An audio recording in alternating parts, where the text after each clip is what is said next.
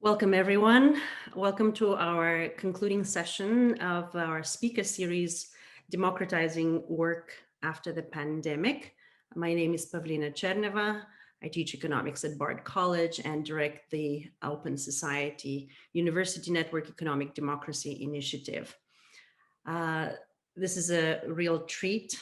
Today, we have with us Professor Yeva Nersisyan, who's an associate professor of economics at Franklin Marshall College and a research scholar at the Global Institute for Sustainable Prosperity.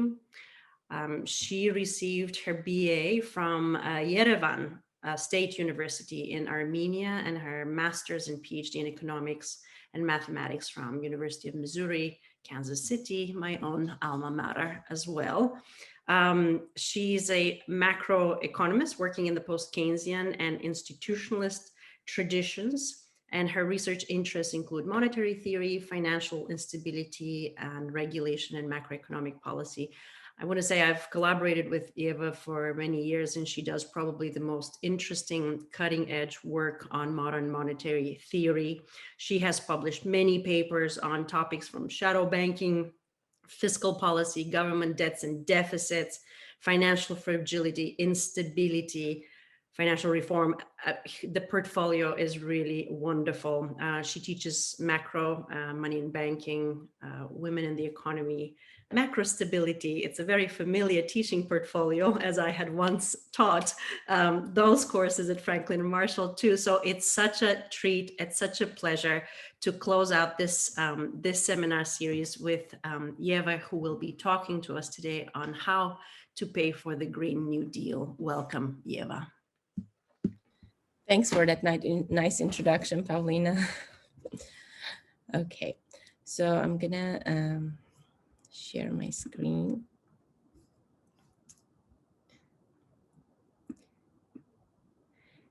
And I'm not an expert on Zoom, unlike most people this year, because I was on sabbatical and I didn't have to do a lot of Zooming and a lot of online teaching. So I only do Zoom occasionally, and different places use different things. Like yesterday I had a talk and they were using Microsoft Teams, and I had never used that one. So, okay. And you can see my PowerPoint, right? Yes, we can. Okay. Today I'm going to talk about whether we can afford a Green New Deal. And before I go into details and into theory, I just want to define the Green New Deal, because different people mean different things when they talk about the Green New Deal. But even before I do that, I want to just briefly mention what the New Deal was and why this new proposals or set of proposals is called the Green New Deal. So the New Deal was a comprehensive set of reforms implemented in the US during the Great Depression by the administration of FDR. And the reforms were wide-ranging. It included financial reforms, so the Glass-Steagall Act is a famous one, and it also created a social security system. So it wasn't just one thing or two things, it was a comprehensive set of reforms that tried to change the American economy and did change the American economy and changed its trajectory for generations. Now, the Green New Deal echoes the original New Deal in that it tries to be comprehensive. Greening the economy is one component of it, but it also tries to do other things like provide universal health care, job guarantee, where anyone and everyone who wants a job can find one. Now, when people talk about the Green New Deal, so the one that I mentioned here, the one that includes greening, healthcare, the job guarantee, also public education, childcare, and so on, this is the most comprehensive version of the Green New Deal. When people talk about the Green New Deal in Europe, they oftentimes just focus on the greening component because they have some of the other things like universal healthcare or childcare, so they don't include those things because they already have them. And even in the US, Bernie Sanders, for example, when he talks about a Green New Deal, he just implies greening the economy because he has a separate Medicare for all proposal. So in our Green New Deal estimates, we're going to include these three main components: greening the economy, universal health care or Medicare for all, and a job guarantee. All right. So when the proposal came out, most people were saying, well, we cannot afford it. It's too expensive. There was even an estimate that said it's going to cost us $93 trillion over 10 years. And of course, that sounds very unaffordable. What government can afford that kind of spending, especially if the thinking goes that you have to raise taxes to pay for that kind of spending. So these estimates focused on financial costs. They estimated the cost of different programs and then added them all together, and then came up with this outrageous number. And then they calculated tax increases, how much it's going to cost the average taxpayer to pay for the spending. And of course, the numbers were very high and unaffordable. So that was one critique of the Green New Deal. The other one, the more reasonable one, was that the Green New Deal will be inflationary because the economy cannot afford to accommodate that kind of spending without raising prices. Why would prices go up? Well, it all has to do with the potential of the economy. So the blue line here shows our potential GDP, and the red line is our actual GDP. So if our actual GDP goes above the potential, that's when we can have price pressures. That means we are, the economy is working beyond its potential. And if factories are already fully employed, or restaurants, whatever, then to offer more output, then you need to increase the price. Or you can't offer more output, so you have to increase the price if there is more demand for output. So when we're talking about the Green New Deal, we were in this part of the economy, right? So the economy was close to its potential, so it was seemingly fully employed, and therefore it didn't seem like there were enough resources that we could engage in this comprehensive reform program without pushing up the prices, okay? Now, of course, the trajectory of the economy has changed since then because we had the COVID crisis. So you can see here the drop in actual GDP and that it hasn't even reached its potential yet, okay? So, but just to give you an idea of what people mean when they say that spending can be inflationary, this is what they're talking about. If you outpace your potential, then you can cause price pressures. All right, now, the approach that we take, and when I say we, it's Randall Ray and I, we wrote a paper on how to pay for the Green New Deal. The approach that we take in our paper is the MMT approach, the mother money theory approach. Well, what is mother money theory? You might know a little bit about it, but I'm just going to give you a very brief overview here as well. So it's a framework for analyzing sovereign currency. What is sovereign currency? Well, it's a situation where the national government, or it's the currency where the national government chooses the money of account. So it's the dollar in case of the US, it's the pound in case of the UK. The government issues its own currency, and any debt that it issues, such as bonds, is denominated in the same money of account. So if the US government issues bonds, they're denominated in the dollar, they're not denominated in euros or pounds. It imposes obligations, and today that's taxes, payable in its own currency. And all of this implies a floating currency. So you're not pegging your currency to any other currency. It's a flexible exchange rate system, not fixed, okay? All right, so what are the implications that follow from this sovereign currency regime? Well, the implications that follow are that the government cannot run out of its own currency. It cannot be forced into involuntary default. It can choose to default on its debt, so it can choose not to repay back its bonds, but that will be a choice. It will not be, it cannot be forced by financial markets, okay? So, to give you an example, Greece was forced by financial markets into default because, the markets pushed interest rates too high and it was unable to continue servicing its debt. The same thing cannot happen to a country like the United States that has its own currency. And when I say Greece, well, Greece is part of the Eurozone, so it has given up its own currency, and in a sense, it has adopted a foreign currency. So it does not have currency sovereignty the way I just defined it. So the next implication is that such a nation can make, or such a government of such a nation can make all payments as they come due. And this includes payments on its bonds. So Usually people tend to separate payments, that the government makes on a daily basis on the things that it buys or pays for, from payments on bonds, right? Interest payments or just paying back the bonds. Well, they don't have to be separated. They are the same kinds of payments as far as the way that the payment happens is concerned. They're made the same way, and I'll talk about that in just a second. So it can make all payments as they come due. It cannot be insolvent in that sense. So all of that means is that the government is not financially constrained, okay? In other words, money is not a constraint for a government with its own sovereign currency. It cannot run out of that currency. Now, this does not mean it faces no constraints. It does face resource constraints, and I'm going to talk a great deal about that. But money is not the constraint on sovereign governments or governments with their own sovereign currency. All right. So the US dollar, of course, is a sovereign currency. The US government issues the US dollar. It's the monopoly issuer of that currency. The dollar is not pegged to any other currency. The exchange rate is flexible. The government does not issue bonds in any other currency. They're all denominated in the US dollar. So the US dollar is a perfect case of a sovereign currency. The US government then is the currency issuer, while households and firms are currency users. So households and firms have to get the dollar first before they can spend it, while the government has to spend it before it can get them back. So this means that taxes do not and cannot pay for spending. And this is a very,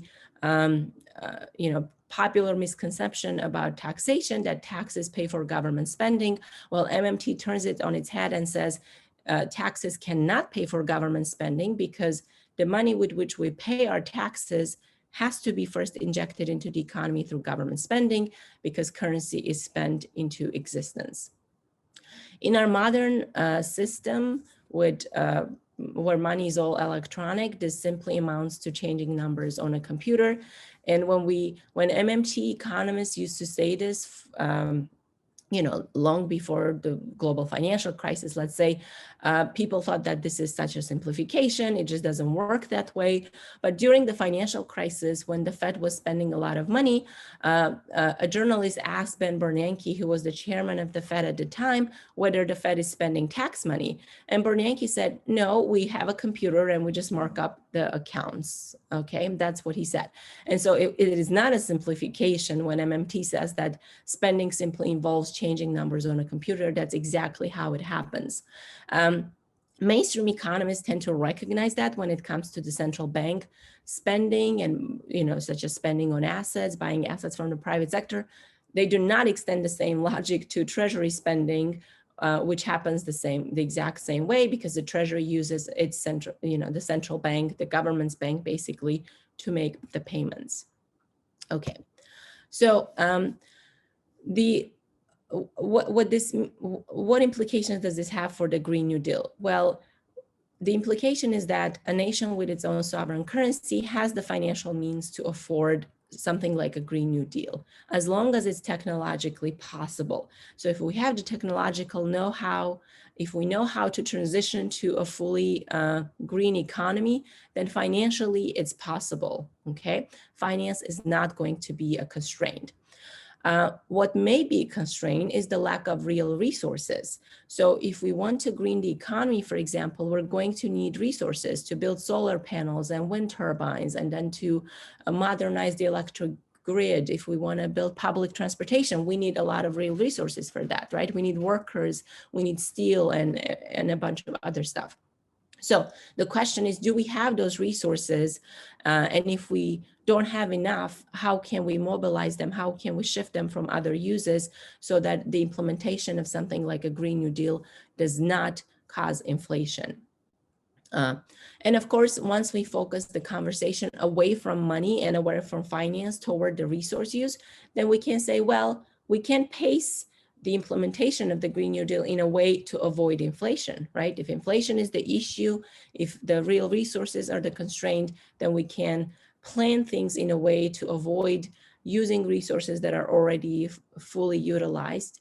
And we can think of strategies to release them if they are absolutely needed to transition to a greener economy.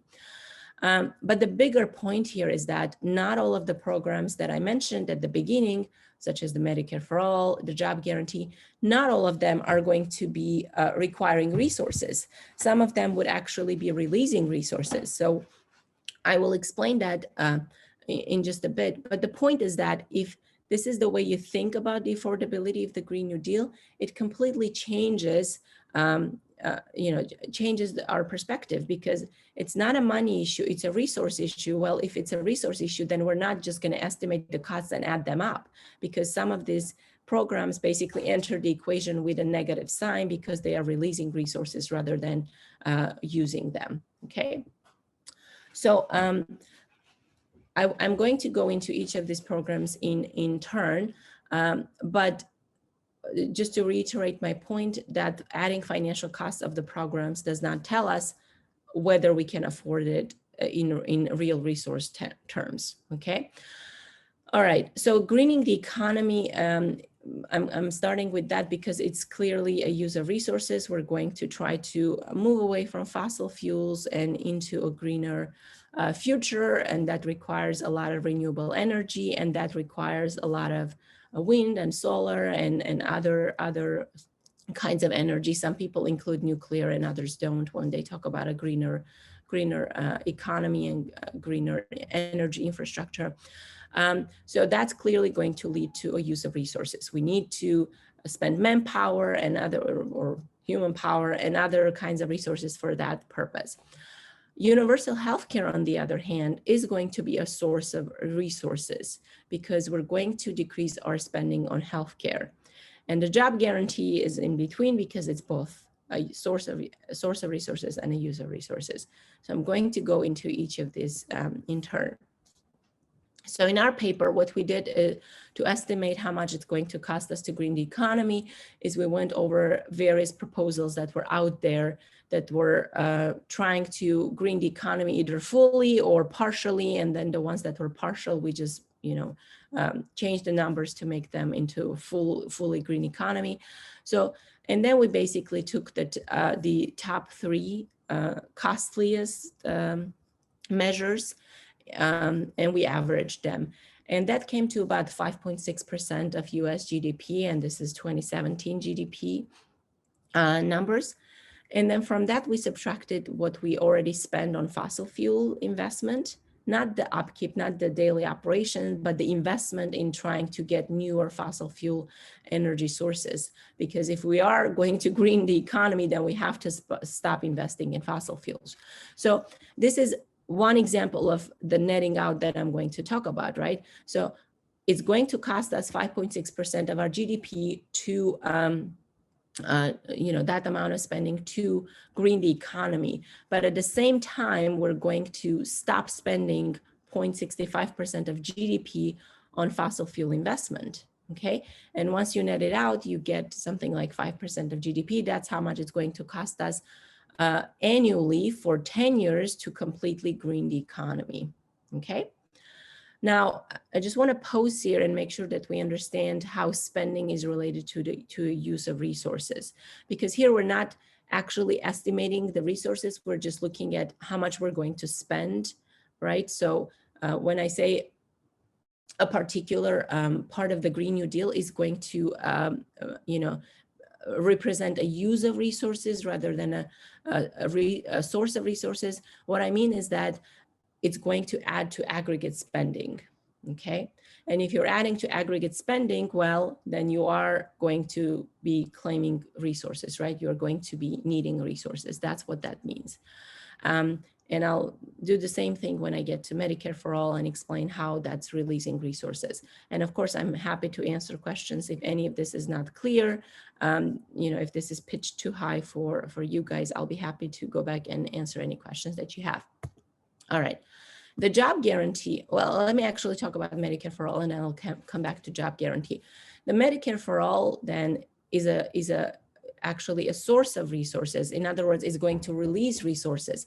How is it going to release resources? Well, it's going to do so because it's going to lower our aggregate spending in the economy. So on the one hand, we have greening the economy, which increases aggregate spending in the economy. On the other hand, Medicare for All is going to lower our aggregate spending. How is it going to do this? Well, this graph basically tells you how, right? Or this graph tells you the why, and I'll talk about the how. So if we look at how much OECD countries spend on healthcare, we can see that the US is a clear outlier, okay? And we're spending way too much on our healthcare, and it's not because we are getting more real healthcare, okay? We're not getting more real stuff, we're just paying too much for it. So if we're spending something like 17 or 18% of our GDP, and then the next closest country is Switzerland, which is, you know, spending something like 11 or 12% of its GDP. So if we were to reduce our spending on healthcare and bring it more in line with the other countries, then that means we are taking that amount of spending out of the economy, okay? In other words, we are reducing aggregate demand. And so we are, you know, freeing up resources that can be used for other purposes, okay? So on the one hand, you can see that the greening the economy is increasing aggregate demand, but a Medicare for All would reduce aggregate demand, okay? And therefore create room in the economy for more other kinds of spending, like spending on greening the economy. So just to give you some idea of why the US is spending so much on healthcare, it comes down to administrative costs and to prices. Prices here mean, you know, spending on drugs, so pharmaceutical spending, which is way too high in the US. And the same is true of compensation of healthcare workers. And this is really just, you know, physicians mostly that are overpaid in the US compared to other countries. So just to give you an idea, administrative costs in the US are 8% of our total spending on healthcare, while in other countries, it's from 1 to 3%. Okay, so if we could reduce our administrative spending, and it doesn't have to be 1%, right? But if we could say reduce it by half to 4%, which would still be higher than what other countries are doing, then we would be reducing our total spending on healthcare. If we could reduce spending on drugs and the compensation of healthcare workers, all of which happens in a single payer system where the government is the payer, and so they can negotiate prices, right? This is why other countries are spending so little on their healthcare, because the government is the single payer, or at least it's a big payer in the, you know, in the healthcare system, and therefore it can negotiate prices with doctors and pharmaceutical companies. So, you know, it's controlling the prices. And if the government can do that in the US as well, then we can save a lot on healthcare. And so the estimates range from 1.6% of GDP to 4.5% of GDP. It all depends on your assumptions about administrative costs and how, on your cost controls and so on, right? And so we choose a middle point here, something like 3.6%. We have our own estimates. So if we could cut the spending on healthcare by 3.6% of GDP, you know, think of it as spending that's getting withdrawn out of the economy, which then creates room for other kind of spending that can flow back into the economy. So notice that even if we were to do that, even if we were to reduce our spending by 3.6% of GDP, we would still be an outlier here, right? So we're not making some extreme assumption. We're not saying let's spend as much as, say, France is spending or as much as Norway is spending. We're not doing that. We're saying let's, you know, make some conservative assumptions about how much we could save, and that ends up reducing our spending to something like, you know, 14% or 13% of our GDP, which is still higher than what other countries are doing, okay? All right, and like I said, this creates room in the economy for more spending. So when you approach the cost of the Green New Deal as a financial matter, you just take the cost of the Medicare for All and you add it to the cost of the greening the economy, right?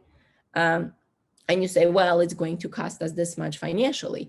When you're doing it the way I'm doing it here, by thinking about whether it's going to use resources or it's going to be source of resources, here you can see that Medicare for All enters the equation with a negative sign, right? So you take the cost of the Green New Deal, and from that you subtract the cost of the Medicare for All, and that's your net resource cost of the Green New Deal, basically. All right, so what about the job guarantee? Again, the job guarantee was one of the the costliest part of that $93 trillion estimate that I showed you. But here again, we are double counting things, right? So the job guarantee is going to be, yes, use of resources, because, you know, we're going to hire people who are going to find employment, and therefore they're going to have income, and they can now spend more and buy things. So it's adding to the spending. But at the same time, we can use those workers to do some of our greening projects, right? And this don't have to be those very specialized projects that require special skills. It can be retrofitting houses and other things that can be done by workers that don't necessarily have any specialized skills, right? So yes, in financial terms, the job guarantee will be a cost, but in real terms, it's both a cost and it's both a use of resources and a source of resources. So you have to net things out. And once we net it out, we basically say, well, the job guarantee is going to be a net demand on resources to the tune of 1% of GDP. But if you don't net things out, then you come up with an estimate, something like 2% of GDP, okay? And I'll show you my final table in just a second. All right, so this would be how this is how we approach the estimation of the cost of the Green New Deal. So, you know, like I said, some things enter the equation with a plus sign and others with a minus sign. Greening the economy is a positive 5%. So it's going to add spending to the economy, which means it's going to demand resources. The job guarantee on net will cost 1% of GDP in real terms. But Medicare for all is going to save us something like 3.7% of GDP. The other thing that enters here with a negative sign is the ending the forever wars, because a lot of the advocates of the Green New Deal, like Bernie Sanders, were calling for ending the wars, which of course is also a resource use, right? So if we were to lower our spending on wars to the tune of 1% of GDP per year, and that's not a lot. It sounds like a lot. It's not a lot compared to how much we've spent already on the wars. Then that can enter our equation with a negative sign as well. So that means that the net resource cost of the Green New Deal would be something like 1.3% of the 2017 GDP. And that would be for 10 years, right? So 1.3% per year for 10 years, okay? So if you were to, look at the 5%, right? 5% per year for 10 years, that may not be doable without inflation, right? So that we may need to extend the timeline and so on and so forth. But if you are incorporating other things like Medicare for all, that is releasing resources, you're actually doing it in a better way, right? So what I'm trying to say here is that a comprehensive approach to reform that incorporates greening the economy, but also Medicare for all, is a better way to do it than just going into, than just greening the economy without doing any of the other things that are offsetting this kind of spending, okay? But if you look at it as a financial matter, you say, oh my God, we have to green the economy, and then we have to do Medicare for all, we have to pay for all of this, and then you add up the costs and you say, well, it's not affordable, then we have to pick and choose which one we can do, right? So that's the conclusion that you end up with if you're looking at it as a financial matter rather than matter of resources, okay? All right, so just one last thing I will say here, just to make sure we understand the point about how something like Medicare for all releases resources. So I mentioned administrative costs, right? And we can also talk about private insurance companies that are going to basically stop existing or existing at the same scale that they do now if we had something like a Medicare for all. So a lot of people who work in private insurance companies or related fields, right? A lot of people who work in doctors' offices that deal with billing because of the strange way that we do healthcare, which requires doctors' offices and hospitals to hire a lot of people to deal with this administrative stuff, right? All of these jobs are going to disappear, right? So all of these workers will then be released and they can be employed in, say, administering the Green New Deal, right? Or administering the greening projects and job guarantee and so on and so forth. So the point is that it's releasing workers that then can be employed for other things, okay? And then you're sort of solving two problems. You don't have the problem of leaving these workers unemployed, right? And then you also have workers that you can use for greening your economy. All right. Now, I finished talking about our work on the Green New Deal. Now I want to just draw some comparisons between the Green New Deal and World War II, because when people talk about greening our economy and fighting climate change, it seems like such an insurmountable task, right? Like we've never done anything like this before. And of course, it's not true. We have done something like this before, and something much more grander in scale as a matter of economic policy, and that was prosecuting World War II, right? World War II was a military problem, but it was also an economic problem, because we needed to find all of those resources to pay for the war in real terms, right? We needed tanks, and we needed bomber planes, and we needed ammunition, and all of that required resources, right? It required human resources and other kinds of resources to build. And a lot of that was done in the US, actually, because the US became the factory for the whole world, because we were building weapons here and we were supplying them to the Soviet Union, to the UK, and so on. So how did we do that? Well, you know, and Keynes wrote something about paying for the war, and he basically made the same point that I was just trying to make, that paying for the war is not a financial matter, it's a real resource problem, because if you can raise all the money in the world, but if you don't have steel to build your weapons, then that money is not very useful, right? And at the same time, if you have a lot of steel that's lying idle and nobody's using, and you have a lot of workers that are idle, then you can put them together to build your weapons without necessarily causing any inflation in the economy. So Keynes says planning for the war is not a financial problem, it's a real resource problem. You have to decide how much output you can produce, so the potential of your economy that I talked about earlier. What's the maximum you can produce, basically? How much of that do you need for the war? And you cannot really, compromise on that, right? Because whatever you need for the war, you need for the war, right? And the difference is what's left for civilian consumption. So what's left for people to consume. If people try to consume more than that, because their incomes are going up, because more people are employed, there is, full employment and rising incomes. So there is more income to be spent, right? That is. But if all of this income is spent on this limited amount of resources that we can command, because there's limited amount left for civilian consumption, then we're just going to raise prices, right? Because we cannot produce more. The output is fixed. He says we go from the time of plenty to the time of scarcity. This is not the normal situation in a capitalist economy. The normal situation is to have too much, right? We have too much relative to how much we want to buy as an economy. But in times of war, we go in the opposite direction. So the question for war planning then is, how do you constrain consumption? Or the economic planning for the war is, how do you constrain consumption to avoid inflation?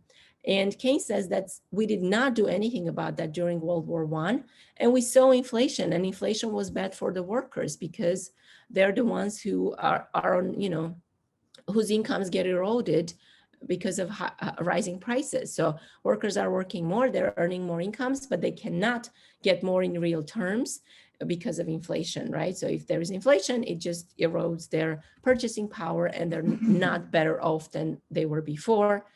So they're not better off, even though their incomes in nominal terms are higher. So Keynes says there are three options here. We can tax this income away to prevent it from being spent. We can rely on voluntary savings, or we can do something like forced savings. And Pavlina, how much time do I have here?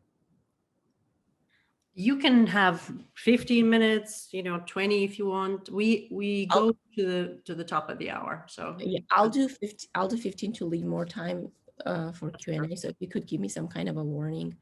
Okay. Or I guess I can time myself from here on. All right. So taxes, voluntary savings, and deferred compensation.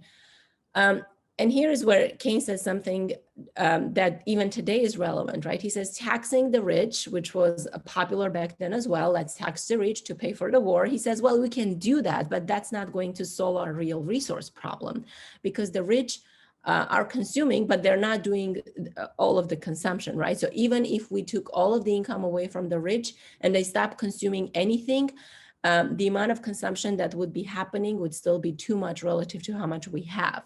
And so taxing the rich is not sufficient. And I'll come back to this point later as well, because I want to just very briefly talk about Biden's Build Back for Better, infrastructural taxation proposals, and so on. So he says taxing the rich may not be sufficient, will not be sufficient. May is not the right word here. He says, well, we can also rely on voluntary savings. So just, rely on people saving more out of their incomes and not spending it. But this voluntary strategy is what we used during World War I, and it did not work, right? So if I save, but you don't, right, then you're spending your income, you're raising the prices, and my savings are eroded in real terms because of, your behavior and not mine. So this requires everyone to sort of play ball, but how are you going to coordinate this for everybody to do it, right? So he says this is inadequate. It requires collective action, which we cannot, which cannot be guaranteed, and so it's going to be inflationary. So prices go up. Workers demand higher wages. They eventually get them because employers have to give them give into the demands for higher wages because of how tight labor markets are, and so the wages go up, and so prices go up again, and so you get into a wage price spiral basically, right? And workers aren't any better off because it's the wages that are playing catch up with prices. Okay, so in real terms, they're no better off than they were before. Keynes's preferred method was something called deferred compensation, and it was tried in England to some extent. It wasn't tried in the United States. So he's saying, well, instead of, so let's tax more of workers' income today, but let's take a portion of that tax and put it in some kind of a savings account, right? And it's not actually taking money and putting it, it's like, basically you could have an Excel spreadsheet and write down, who paid how much, and so how much they would be compensated back after the war. But the idea is that let's take more income away from workers today.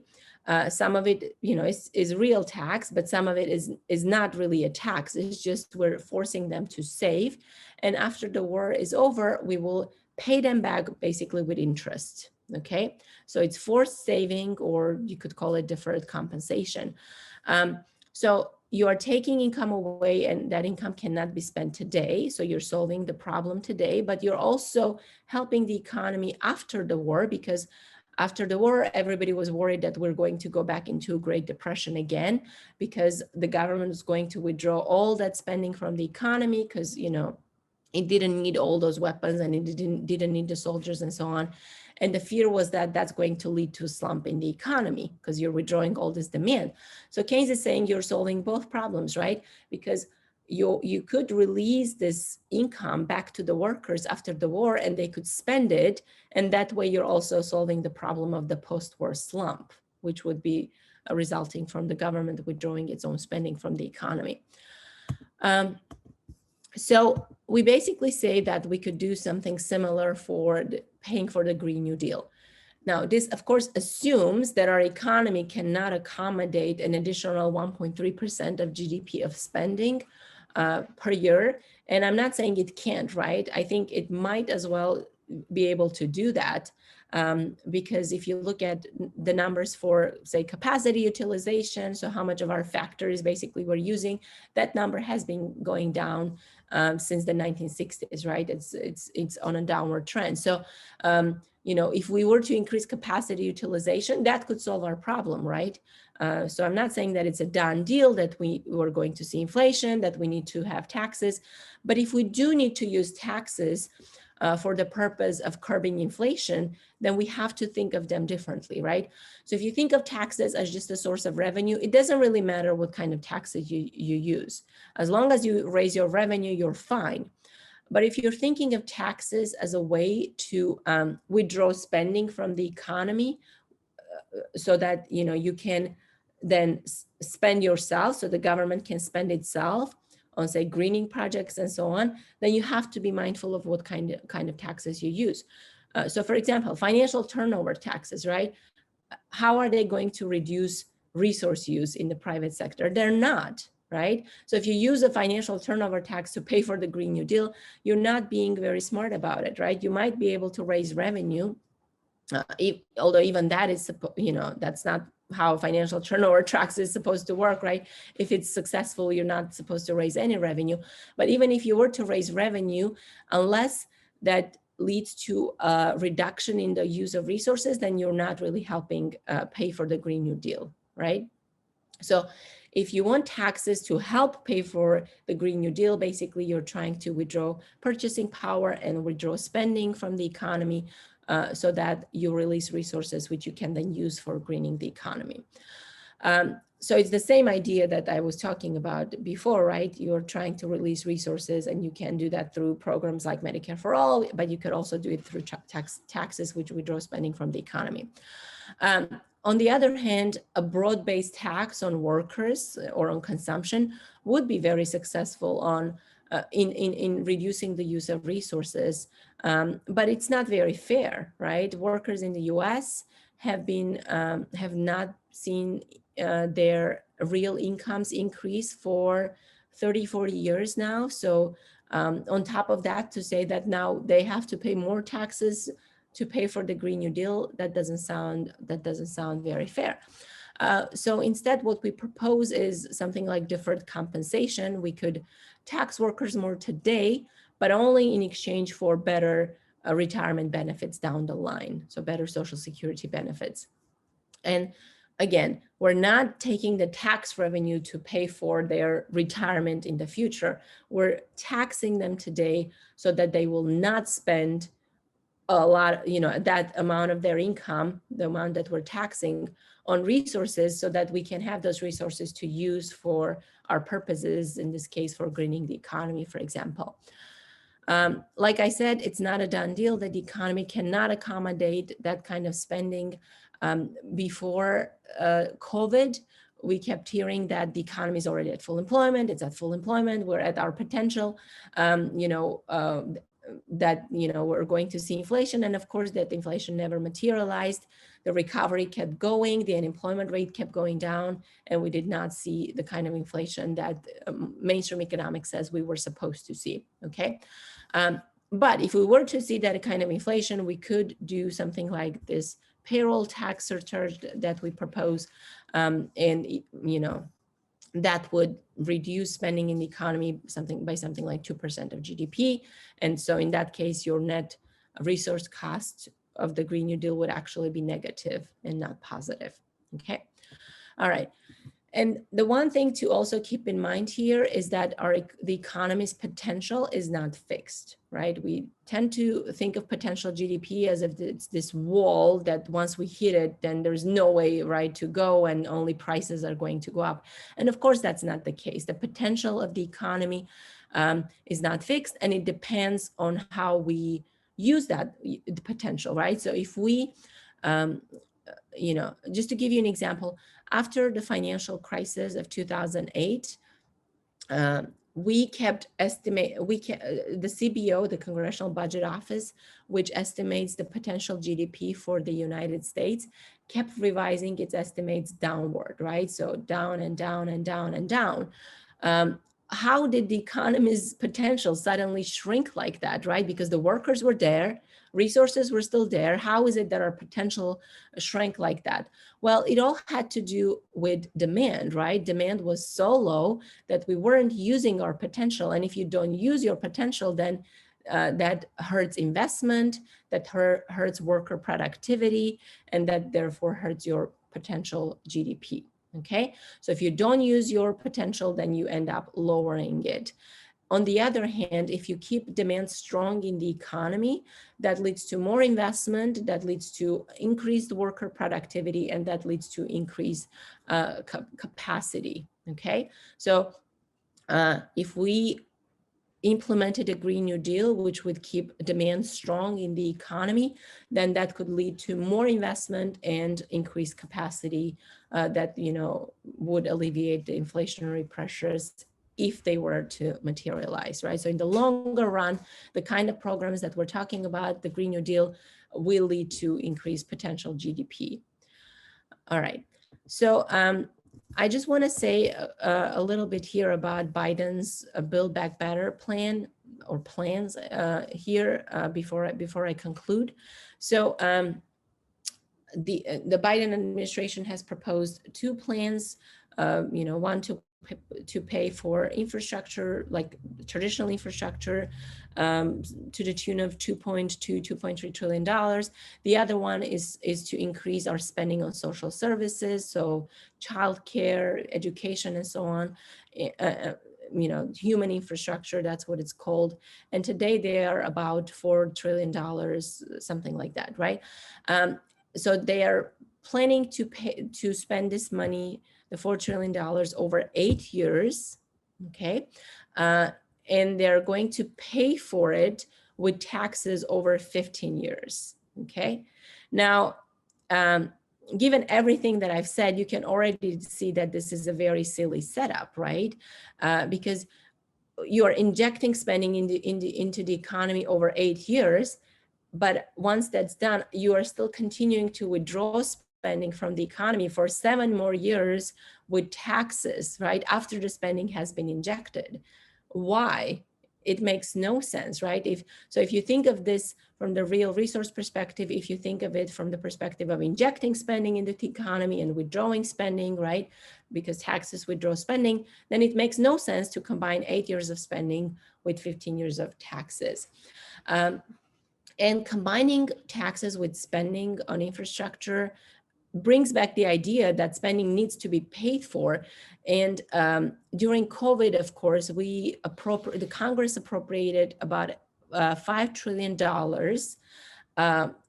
without any tax increases, without worrying how we're going to pay for it, right? So $5 trillion over 1 year, and we didn't worry about how we're going to pay for it. Now we have $4 trillion over 8 years, right? And we're worried about how we're going to pay for it, right? And so you can see that it's silly to go back to this idea that spending needs to be paid for, but it's the Democrats and the progressives that are bringing this pay for logic back, right? And this shortchanges both objectives, because if we think of taxes as a tool for raising revenue, then we might end up with the wrong kinds of taxes, right? We might end up with the kinds of taxes that do not create room in the economy for more spending, okay? If we want to use tax policy to reduce income inequality, which is one of the goals of the Green New Deal, then just tweaking the marginal tax rate a little bit is not going to do it, right? So we want to take back the marginal tax rate to 39%, which is what it was before the Trump tax cuts. But the income inequality that has gone up in the U.S., it went up despite that 39%, which had been there for a long time, right? So we're just trying to go back to the rate that was there before 2017. And that's not really going to help us fight, income inequality. For that, we need to go bigger. We need to, we need tax rates that are much higher, and we need to tax, the kinds of incomes that the rich get, like income that they earn from assets, basically. All right, so on the one hand, we do not tax enough, and on the other hand, we're not going to spend enough, right? So the proposals that I mentioned, the estimate for greening the economy is 5% of GDP per year for 10 years. And here, the infrastructure plan, just the pure infrastructure plan, and only a portion of that is for fighting climate change. That one comes up to 1% of GDP per year for 8 years. Okay, and not all of that 1% of GDP is spent on greening the economy. So 1% versus 5%, that's a huge difference, right? And that tells you that we're not going to transition to a fully renewable economy over this 8-year period if we're just going to go with 1% of GDP spending, okay? So you can see that we don't tax enough and we don't spend enough if we try to combine the two together. And so we cannot build back better if we still have this logic of fiscal pay force, basically. All right, so I'm going to end here and say that, Keynes was optimistic that his proposal on how to pay for the war would lead to prosperity after the war. And the Green New Deal promises something similar. And, you know, I brought in World War II into the discussion. And of course, after World War II, with all that government spending in the economy, we had a very, well, we had quite a long period of prosperity, and we had the golden age of the US, you know, capitalism, at least in economic terms, right?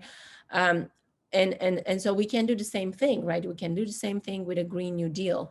And so modern money theory helps us here by setting out a framework for analyzing costs of the Green New Deal that is actually useful for evaluating its affordability, rather than this financial approach that is not very useful. The estimates that I mentioned, the 3.7% for Medicare for all, 5% for greening the economy, all of these are very uncertain, right? Nobody can say how much it's really going to cost us to green the economy over a 10-year period and bet the house on it, right? They cannot do it. It's all estimates, they're uncertain. What's important is the methodology that we employ to estimate the affordability. And so I would bet the house on this methodology, although I would not bet it on the estimates, right? But the methodology is what's important. All right, I'm going to stop here and see if you have any questions for me. And you can ask me questions about the Green New Deal, you know, Keynes, or the Biden's plan, or MMT purely, whatever you know you want. Wonderful. Thank you so much, Yeva. Appreciate that.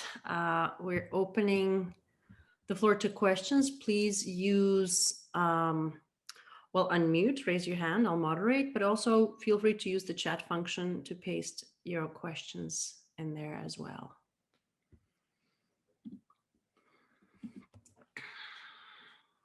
Okay. Jonathan has a question. Jonathan, do you want to, would you like to read? Hi. Okay. Hi. Thank you for such an amazing presentation. I was curious, your paper mentions the Green New Deal and higher education, and it'd be really interesting to hear your vision and the macroeconomics of how it would work to have free public higher education, and how this would apply to greening the academy, like greening studies and greening academic jobs and things like that.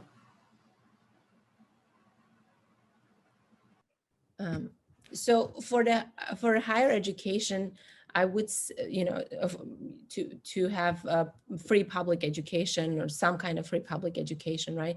I would say here the MMT logic applies as well, you know, because the question is not how do we pay for it? The question is, do we have the resources? Do we have enough classrooms and enough professors and enough other, you know, enough facilities in community colleges and universities to accommodate the influx of students? And if we don't, how do we make that happen, right? So that would be, again, the MMT approach to how do you pay for the higher education, right? You can have all the money, right? You can give, you know, Franklin and Marshall College a lot of money, but we don't have the buildings and we don't have the campus to accommodate the students, and we don't have professors. If we want to keep the class size to say 20 students in a classroom, right, then we're not going to be able to do that without expanding the college, for example, right? So I think that would be my view of how you would sort of plan for this kind of spending. About greening the academy, I'm not sure I understood your question there very well. If you want to rephrase it. I'm just curious, do you see like the job guarantee component as somehow plugging into the academies? So for example, are some like, so you're expanding free public higher education, so some people could get jobs to go to any parts of higher education as part of their job to then learn the skills necessary to green the economy. And I was curious if you had thoughts on that kind of approach. So if we were to educate people, you mean if more people were educated and then they could go and do the new kind of green jobs that we're talking about? I mean, so let me say this, right? Even if if everybody was educated, we would still need a job guarantee, right? Because you know, you are raising the baseline.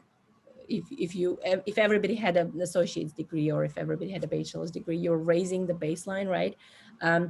But there will still be people, as long as you have a capitalist economy where the profit motive doesn't lead to full employment, which it doesn't, then there will be people who will be unemployed. And these people might have associate's degrees, right? So whoever ends up having the lowest possible kind of degree will end up, potentially not having a job. So then you could still use them. Now, as far as the job guarantee, I think the job guarantee should definitely be a green kind of job guarantee, right? With green jobs. And that can be in all different sectors of the economy, including, I guess, the academy. Like, should not only should you have free public education, should you actually pay the students? Like, should that be their job? Like, they go to it could be a community college, it could be a trade school, it could be a university, and should that actually be their job? Like, they get a living wage to go to learn and then enter the other job markets. Yeah, well, it's not unheard of. When I was a student, I had good grades, and that's why I was actually getting a stipend. It was not a lot. It was, good enough for my sort of daily expenses, but I was still getting a stipend. In France, I don't know if they still have it, but that's where my husband went to, did his undergraduate, and he was also getting a stipend. So if you are, below a certain income level, and that income level I think is pretty generous in France, you get something like 400 euros a month, or that used to be the stipend back then. I don't know if it still exists or how much it is, so that you can actually pay for some of your expenses, right? So yeah, the idea to pay students, or at least to pay some students for going to college or doing well, it's not unheard of. It's done in other places in the world, and I think it's doable. Yeah. Thank you. That's a good point. Okay. We have a couple of questions in the chat box. Hamid, are you here, and can you unmute yourself so you can ask your question? Do you want me to read it, Hamid? I know people sometimes have connection issues. So I'll read this one. Hamid says, a general question on the Green New Deal. As the Green New Deal is supposed to produce economic as well as environmental transformation, what should be the priority? How far should it go to include these other areas? Should the green stuff focus on safe and proven strategies for cutting emissions, or riskier and more aspirational ideas as well? So as far as the latter part of the question, I think that's a question for scientists to answer, right? So the role of the economist is to say, okay, this is how much it's going to cost, the kind of, costing that I did. And this is how we do it, right? This is how we time it. These are the fields we direct it into, and these are the fields we don't direct the spending into, at least, not in this first year or the second year, to make sure that it's not inflationary. This is what we did during World War II, right? Or even during World War I, we had a war planning board, which included all of this economic planning that was happening. So I think that's the role of economists. It is the role of scientists to say, should we try, I don't know, hydrogen or the nuclear fusion or these other kinds of, riskier, more aspirational, I guess, technologies. I think we can invest more in those things, right? We definitely can invest more in research and development, which could then make this technologies more, more applicable and so on. But that's for scientists to answer, right? As far as the economic versus the climate aspect of it, I think the climate side should take precedence because we don't have time, right? So we don't have time. We have a very limited timeline. I think scientists gave us until 2030, and we're already in 2021, so it doesn't leave us a lot of time. But I think my approach basically here is to say that combining the economic with the environmental side of things is a winning proposition because of these, resource savings that something like a Medicare for all brings to the table, right?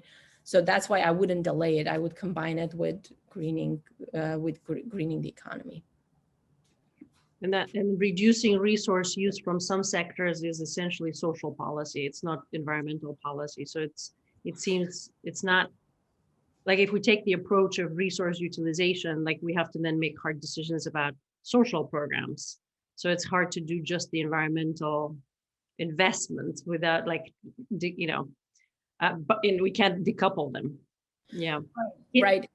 Also, like if you think about housing, right, green housing and affordable green housing, right, then you're combining affordable housing and green housing. And affordable housing is social policy, and green housing is, environmental sort of. Can I just interject briefly before going on Jonathan's question? The old land grant institutions, right? The old land grant universities that was started to facilitate agricultural research, and then they had the extensions. I think they were agricultural extensions, but then there were urban extensions to disseminate the research. Like it seems that that's a model in which you can kind of combine the job guarantee with education, where you use even the infrastructure of educational institutions, the funding mechanism, because I think it's subsidized through the Department of Agriculture. So you can have like a funding mechanism from the government that is deployed similarly, or even used through these land grant institutions where you seed some of these jobs, and then they are linked very directly to agricultural, environmental work, the way the agricultural extensions work. I think it's a really interesting idea. Okay, let's see. We have Ramona, welcome. Would you like to unmute yourself and ask your question? Is Ramona here? I think she said no. She's not, okay. All right, that's fine. I'm happy to read. Would it be possible to nationalize green energy? How would that work? Oh, I see. Okay. Yes, absolutely. Happy to ask. Yes. I think it's possible. I don't know if in the United States that's the way to go. In the US, there is very little that is publicly owned, right? So if you think of Europe, there is a lot that's still publicly owned. In the US, it's not. Utility companies, are they publicly owned, Paulina? I'm not sure. Some are owned by the states, right? They might be publicly owned at the state level. Yeah, very few, very, very few. Tennessee Valley, I think, is still publicly owned. But yeah, they are strictly regulated, but I don't think that they are owned by the state. Right. So in the US, there is not a lot of appetite for that. Anytime we do any kind of policy, it's always done through the private sector, right? The government doesn't build its own weapons. It contracts to private sector companies, even though it could do it, maybe it should do it by itself, right? So in an ideal world, should the energy be nationalized? I would say yes. I don't, if we can take the profit motive out of it, then that's probably a good thing, given how important it is for climate change, that particular sector is.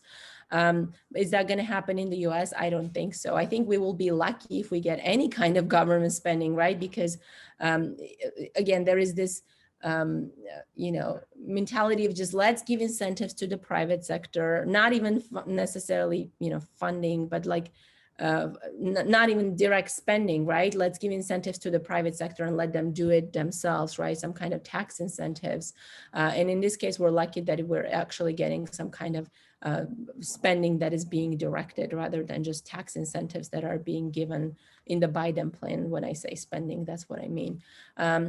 So yeah, it's not going to happen in the US, although it probably should. Oh, thank you. All right. I'm going to go to Nico and have her ask her question, and then back to the chat. Hello, Professor, and thank you so much for your presentation. I really liked the conversation about the deferred pay policy and the payroll tax surcharges, but to me, it seems quite challenging to implement because it seems like people would have to put the general public needs over their personal needs, to accept to spend less and consume less so that we have a more equal economy.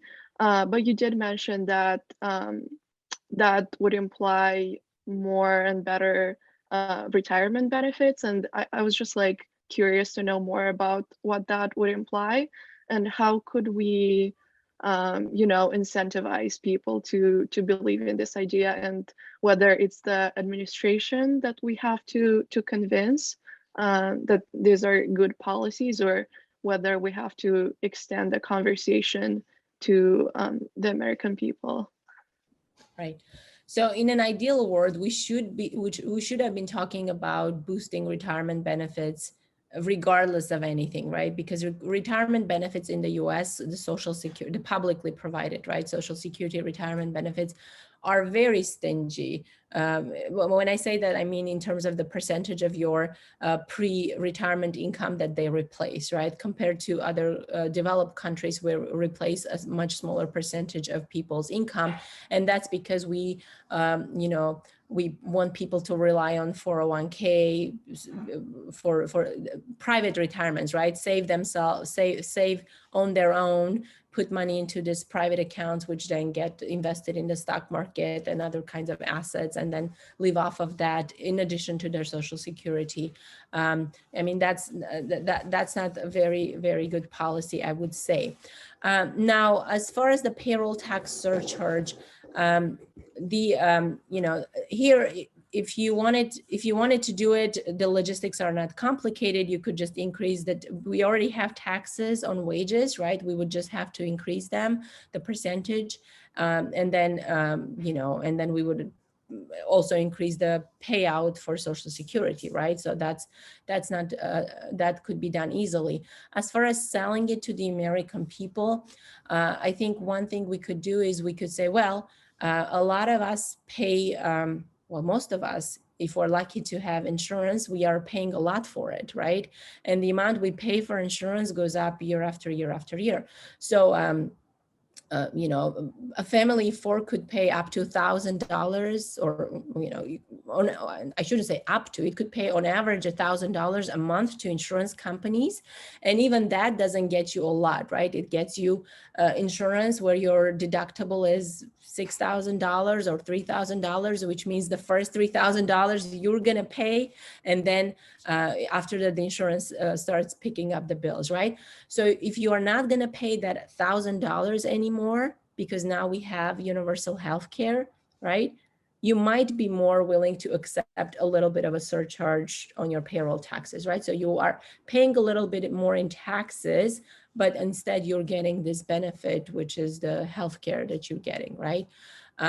So I think that's one way you could sell it to the American people. You're getting better retirement, you're getting healthcare today, and in exchange, you're just paying a little bit more. I think people, if you sit down and talk to them at this level, they will understand that yes, they are paying for their, if they get universal health care, they're not going to be paying for their insurance. A lot of people understand that, but there is a lot of misinformation and that tries to detract from it. People like Medicare, right? That's the system here for people over 65 years. So it's universal health care just for people who are over 65. So people like Medicare, and that's why I think to say it's Medicare for all sort of, it helps with that. Okay. But in the United States, it's really hard to sell things whenever, to sell more government involvement in the economy, right? It is difficult to sell, partly because of all the conservative right-wing media misinformation that's out there. Like I should say, because of Fox News, basically, it's really hard to sell any more, increase the involvement of the government in the economy because of Fox News. So there are, I don't want to abuse my own privilege, but since the conversation is on this, what is your view on price controls and rationing, which was the way we dealt with inflation after World War II? We didn't do voluntary savings or deferred compensation. Right. So in the US, we had a combination of voluntary savings through the bond programs, which were trying to incentivize people to to save more. So like, we had bonds with very low denomination. So even the average American could save, because even in the US, we understood that if you just sell bonds to the rich, you're not going to solve the problem, because that's not going to withdraw spending. So we relied on voluntary savings and wage and price controls and rationing. That's right. So I'm not opposed to price controls and rationing, although once you say those things, again, that's like, oh my God, no, that's socialism, the government overreach, and so on and so forth. I think we could use them if we have to. I just don't think we will have to, because if you think about the scale of World War II, right, it was nothing like what we are talking about with the Green New Deal, right? It wasn't. I am comparing the Green New Deal or fighting climate change. I think it's a moral equivalent of the war, but it's not equivalent of the war in economic terms. So I don't think we need to resort to that, but if we need to, why not, right? The same way that planning is a bad word, right? Today in the United States, you can't talk of government planning because of its association with socialism and planned economies and so on. But we, of course, did a lot of planning during the New Deal, the original New Deal. I mean, the Tennessee Valley Authority, right? It was a big project that was planning, right? It wasn't just, well, let's inject money into the economy and let's see where that income is going to flow. It was directly, there is a need, like we need a dam, we're going to build the dam, and that's going to create jobs, and that's then going to inject income. So it was, the need, the jobs, and then income sort of was the consequence of that, right? Rather than today, we say, well, let's give people income and let's let them spend it however they see fit. That's our approach to fiscal policy, which actually changed with World War II, because we realized we could just do that. We didn't have to do this kind of sort of micro planning. The government didn't have to do it. But I think we should also consider that as well, right? So this goes back to the question of nationalizing energy and so on. Why do it through just the private sector, or why do it with as little government involvement as possible? We can do it with more government involvement. We can bring back economic planning by the public sector. Yeah, every large bill is some sort of planning. The question is who we have relegated the responsibility to do the planning. Is it those who get the procurement, or the government actually that gives the procurement? This kind of connects to Maria's question. What are the limitations of the Keynesian legacy? They were formed during a period when the economy and ecology were seen as two separate entities. So I would say the one lesson we should learn, and this is, up Pavlina's alley in some sense, is that we shouldn't just stimulate the economy, spend into the economy and then hope that we will achieve certain goals like full employment. That clearly doesn't work, right? And if we had a more targeted approach to policy, like with a job guarantee, then we could actually accomplish both full employment and also try to live within our ecological means to some extent, right? By creating the kinds of jobs that are not destructive. So care jobs that have low carbon footprint, or environmental jobs that not only have low carbon footprint, but they're also involved in, in trying to reverse some of the effects of climate change and trying to clean up pollution and so on. So I think the lesson we should learn from the Keynesianism of the 50s and 60s is that this kind of stimulating the economy and letting the chips fall where they may, that approach should be discarded in favor of a more targeted approach, and job guarantee is a case in point. Thank you. Okay, great. Let's take Dimitar's question, and then I think Kailin had one. Do you see a situation in the near future in which full optimization of resources would be needed, such as World War II? I think optimizing our resource use by increasing our productivity is one approach, right? So, and I think that's also one approach we should like lowering the amount of inputs for the same amount of output, right? I think that's very much needed, not just for the Green New Deal, but in general to have a more sustainable economy. And this is where more research and development funding could be useful. The one thing that the COVID crisis showed is that if you pour a lot of money into something, you can accomplish big things. And here I'm not talking about the stimulus checks and the unemployment benefits and so on. I'm talking about the vaccine development, right? I mean, we threw all this money and we developed the vaccine in a time that would seem impossible, right? And that begs the question of why don't we do it with other things, right? Why don't we have vaccines for other things? Why don't we have better treatments, I don't know, for cancer, if we can do this, right? So if we sort of unleash the public money into the right areas, into research and development, then we can increase our efficiency in a way where we will require fewer inputs to get the same outputs, which is good for the Green New Deal, but it's good for the environment, of course.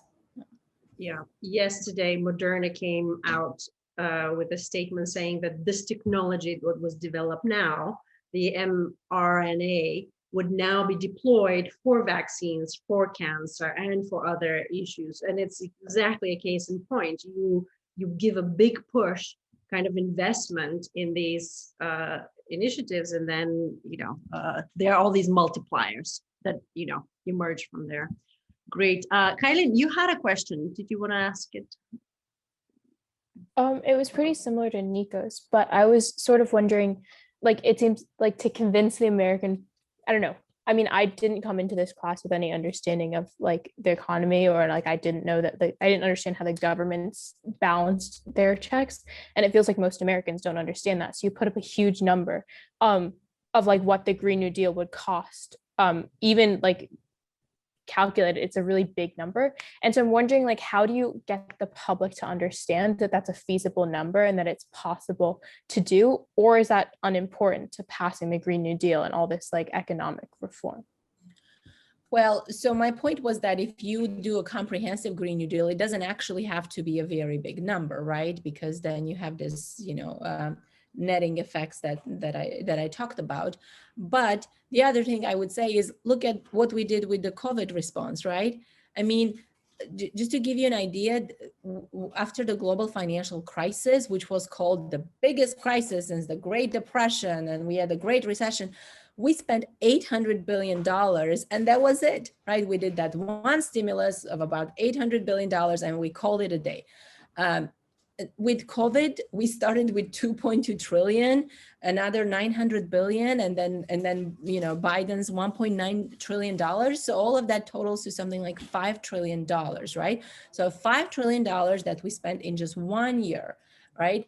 And when I'm talking about even just greening the economy, right? If you're spending something like 5% of your GDP, that would be $1 trillion, right, per year, for 10 years, right? So if you forgot about everything else, that's what we would be that's the kind of numbers we're talking about. So, you could say, well, we did all of the spending and we didn't have to pay for it, right?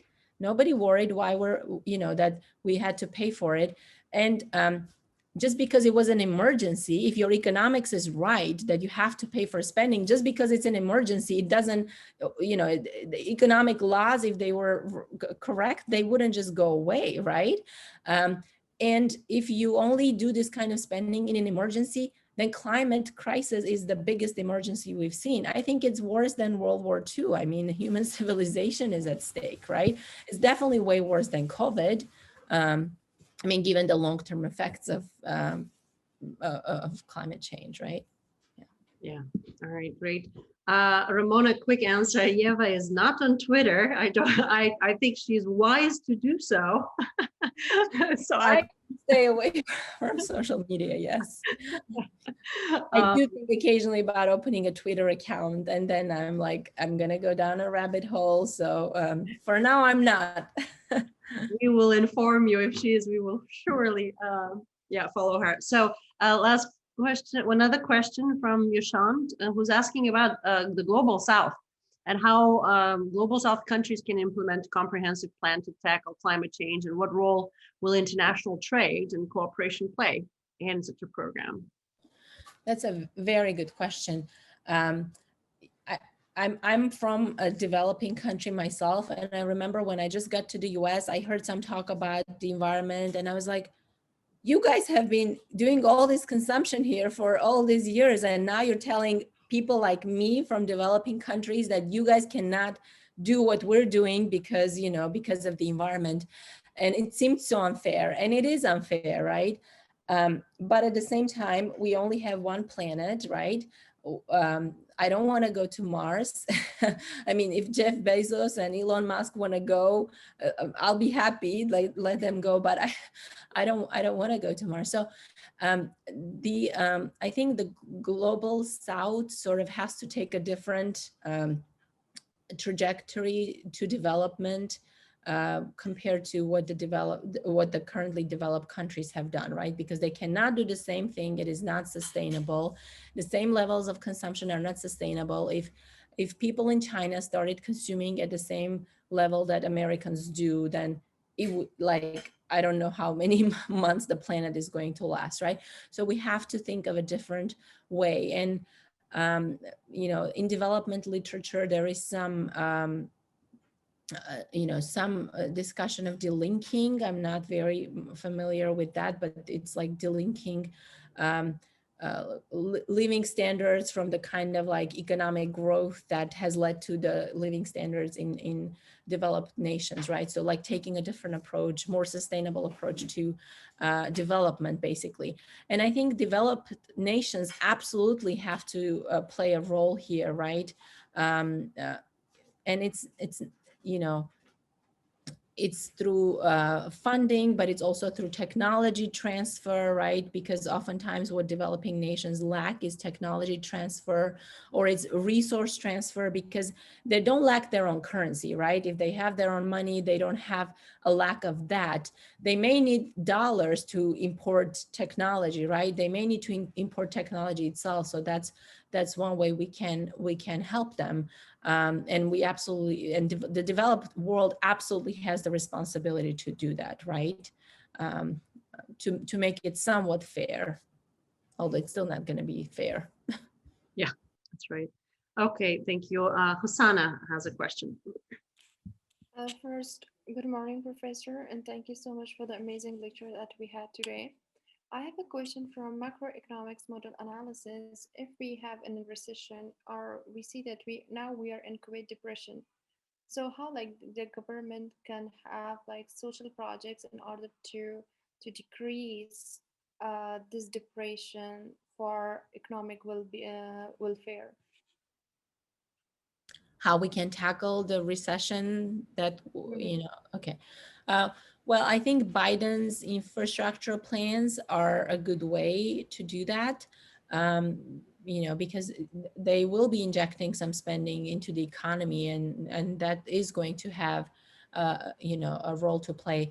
The current economic situation is very weird in that we have unemployed workers, but at the same time, we don't have, we are also seeing sort of, you know, inflationary pressures. And that's because of the pandemic, because we're unable to like fully open up the economy. You know, workers are still worried about going back to work. So that's an issue. We have issues with the supply chains and so on, which means that our supply isn't as nimble as it used to be. So then we see sort of like, you know, the inflationary pressures that we see, but the economy is far from a full recovery, right? And even when we were, even before COVID, we still had a lot of people who were unemployed. So there is a lot of room in the economy for more spending, more government spending. Ideally, it should be through something like a job guarantee, and directed programs that try to fight climate change and address our social needs. I mean, the programs, the Biden proposals as they stood, were a good start, right? And were a good reversal of this sort of disastrous experiment we've had with small government approach to policymaking, but now they're being watered down, and how much of that is going to become a reality, I don't really know. If we were to implement them, I think that would be good for the society, for the economy, and for trying to get us out of this very weird recessionary environment. As you said that we would see like a surplus in government current account if we would implement like these even to Biden administration, as you say, like they have like different kinds of infrastructure projects. So we would see very soon like surplus in current account. You mean a government surplus? Yeah. Yes. No, actually, like I said, so if we leave aside the current deficit that we already have, which is not going to go away, the programs themselves are the tax revenue structured over 15 years, while the spending is over 8 years. So over those 8 years, basically, you will not be taking in as much revenue as you are spending. So over those 8 years, you're going to have a budget deficit just from these programs. And then, the goal is that over the next 7 years, they're going to raise enough revenue to sort of plug back the deficit. Now, when I say this, however, I should add the caveat that we don't really know what the budget outcome will be. Just because we're spending more doesn't mean we're going to end up in a deficit position, because if that spending encourages more economic growth, that could increase your tax base and increase your tax revenues. So economic growth leads to more tax revenues, and it leads to less social spending, like less spending on unemployment benefits, less spending on Medicaid and so on. And that way you might actually not end up with a deficit. So it's when a government decides on a particular program, it's really hard to say whether it's going to lead to a deficit or not, because of how the effect it's going to have on the economy. So oftentimes economists use the term deficit spending, and I think we should move away from that term, because you don't know ahead of time whether that spending will lead to a deficit or not. Deficit sort of is an ex post, thing that happens once all is said and done, and all the tax revenues and the spending have been accounted for. You said like tax revenue, or we can say like the total revenue, which will be like in consideration for the Biden administration. Only the tax revenue or total revenue? Well, so for this particular spending programs, they want to raise revenue through taxes, right? They don't have any other sources of revenue. And taxes are, if you think of revenue for the government, although revenue is the wrong term, but taxes are the main way in which that revenue the main source that the government can earn. It might be the main source for government to earn, like tax, because federal government is based on tax. Because as we see, like it's mostly concerned with tax, and each taxpayer like pays like the huge amount each year, and we see like that each government would have like more surplus in their current account. But if we compare like nowadays situation, that we would see that we should take in consideration for the next few years that how the situation might go. Well, so like I said, for the federal government, the tax revenue part doesn't really matter as revenue, right? Because it's not financially constrained. It's not like you and I. For me, my revenue, my income matters because that's what I use to spend, right? For the federal government, it's not that way. It can spend whether or not it has tax revenue, right? Because it creates the currency as it spends.